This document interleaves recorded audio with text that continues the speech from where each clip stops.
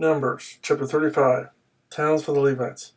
On the plains of Moab by the Jordan across from Jericho, the Lord said to Moses, Command the Israelites to give the Levites towns to live in, from the inheritance the Israelites will possess, and give them pasture lands around the towns. Then they will have towns to live in, and pasture lands for their cattle, flocks, and all their other livestock. The pasture lands around the towns that you give the Levites will extend out 1,500 feet from the town wall.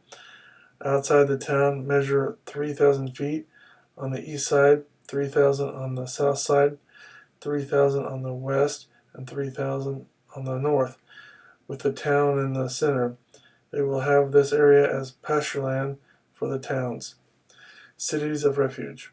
6 of the towns you give the Levites will be cities of refuge, to which a person who has killed someone may flee.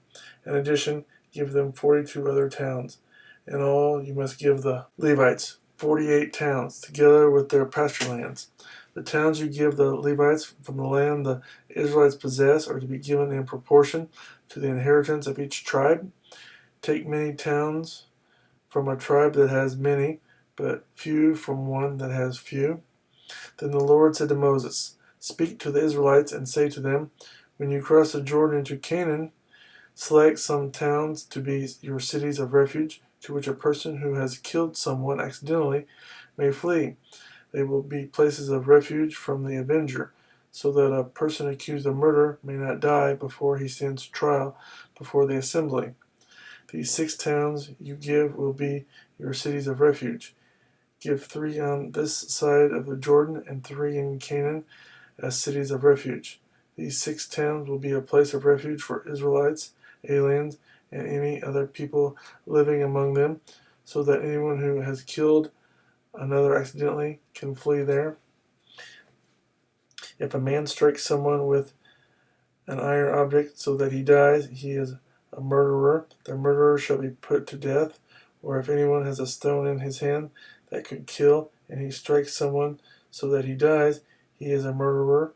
The murderer shall be put to death.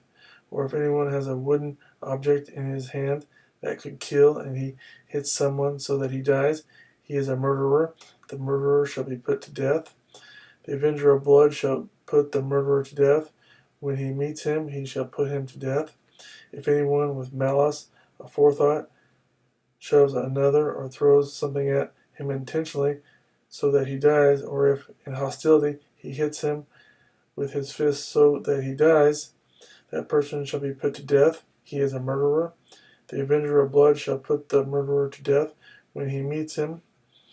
But if without hostility someone suddenly shoves another or throws something at him unintentionally, or without seeing him, drops a stone on him that could kill him, and he dies, then since he was not his enemy and he did not intend to harm him, the assembly must judge between him and the avenger of blood according to these regulations.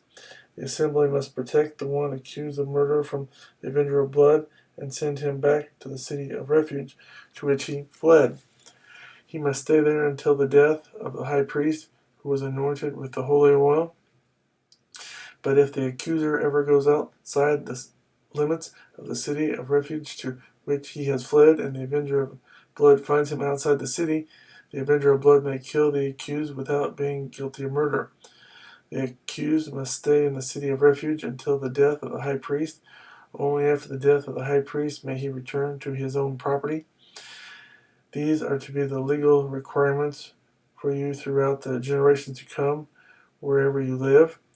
Anyone who kills a person is to be put to death as a murderer only on the testimony of witnesses, but no one is to be put to death on the testimony of only one witness. Do not accept a ransom for the life of a murderer who deserves to die. He must surely be put to death. Do not accept a ransom for anyone who has fled to a city of refuge, and so allow him to go back and live on his own land before the death of the high priest. Do not pollute the land where you are.